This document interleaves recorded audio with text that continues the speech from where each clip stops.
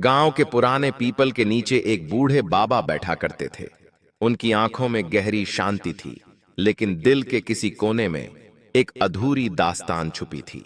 गांव के बुजुर्ग वे फुसफुसाते थे कि यह प्रेम कहानी खुद बाबा की ही है, परंतु बाबा केवल मुस्कुरा देते और चुप रह जाते। यह प्रेम कहानी थी अमर और राधा की। अमर गांव का एक होनहार युवक था, मेहनती, ईमानदार और सच्चे दिल वाला। उसका सपना था कि वह शहर जाकर पढ़ाई करे और कुछ बड़ा करे, लेकिन उसके पिता को यह पसंद नहीं था। वे कहते थे, हमारे लिए खेती ही सब कुछ है, हमारी पहचान हमारी जमीन है। राधा, गांव के पंडित जी की इकलौती बेटी, सरल और सुशील थी। उसकी आंखों में चंचलता थी, पर दिल में गहराई। वह पढ़ाई में कुशाग्र थी और गांव के बच्चों को पढ़ाने में रुचि रखती थी।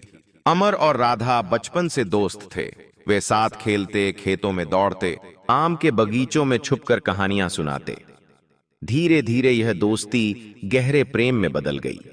जब वे एक दूसरे से मिलते तो उनकी आंखें ही सब कह देती।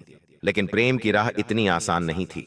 समाज की बंदिशें और परिवार की इच्छाएं उनके रास्ते की सबसे बड़ी दीवार थीं। गांव में जब अमर और राधा के प्रेम की चर्चा होने लगी तो राधा के पिता को यह स्वीकार नहीं हुआ। एक किसान का बेटा हमारे कुल का दामाद नहीं बन सकता। उन्होंने क्रोधित होकर कहा। उधर अमर के पिता भी नाराज थे। उन्होंने अमर से कहा, किसान का बेटा कभी राजा नहीं बन सकता। पंडित की बेटी के बारे में कभी सोचना भी मत। अमर और राधा के लिए यह एक बड़ा झटका था, लेकिन उनका प्रेम इतना कमजोर नहीं था कि समाज की इन जंजीरों से टूट जाए। भागकर विवाह करने का निर्णय लेते हैं। रात के अंधेरे में जब पूरा गांव सो रहा था, दोनों गांव छोड़ने की योजना बना रहे थे, लेकिन उनकी यह कोशिश नाकाम रही। गांव वालों को इसका पता चल गया और उन्हें पकड़ लिया गया।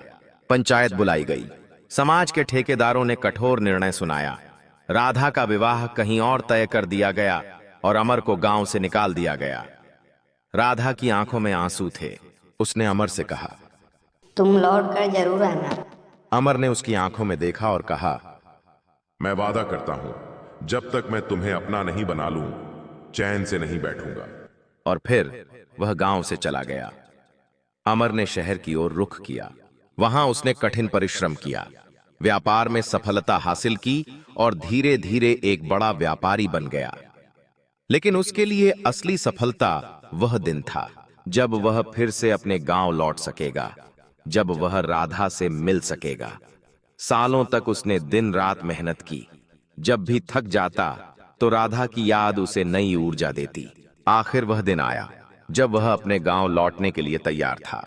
लेकिन जैसे ही वह गांव पहुंचा, उसकी आंखों के सामने अंधेरा छा गया।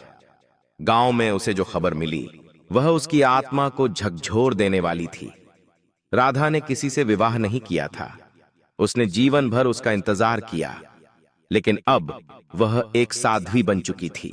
अमर दौड़ता हुआ गांव के मंदिर पहुंचा। वहां उसने राधा को भगवा वस्त्रों में देखा। उसकी आंखों में अब भी वही प्रेम था, लेकिन उसमें एक अलग शांति थी। तुम लौट आए अमर, लेकिन अब बहुत देर हो चुकी है। मैंने समाज की बेड़ियों को तोड़ने की हिम्मत नहीं जुटा पाई। अब मेरा जीवन भक्ति में है। अमर कुछ नहीं कह सका। उसकी आंखों में आंसू थे। उसने अपने जीवन की सबसे बड़ी लड़ाई हार दी थी। अमर ने कभी विवाह नहीं किया। उसने अपना जीवन सेवा में लगा दिया।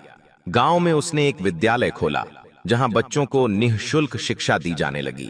जब वर्षों बाद गांव के लोग बूढ़े बाबा की बात सुनते तो कहते, यह तो अमर और राधा की कहानी है। बूढ़े बाबा मुस्कुरा देते, लेकिन किसी को नहीं पता था कि वे खुद अमर थे। राधा और अमर ने एक दूसरे से विवाह नहीं किया, लेकिन उनका प्रेम अमर हो गया। अगर यह वीडियो अच्छा लगे तो वीडियो को लाइक करें और चैनल को सब्सक्राइब करें। अपनी राय हमें कमेंट में जरूर बताएं। प्रेम का सच्चा स्वरूप साथ रहने में नहीं, बल्कि एक दूसरे की खुशी में जीने में है।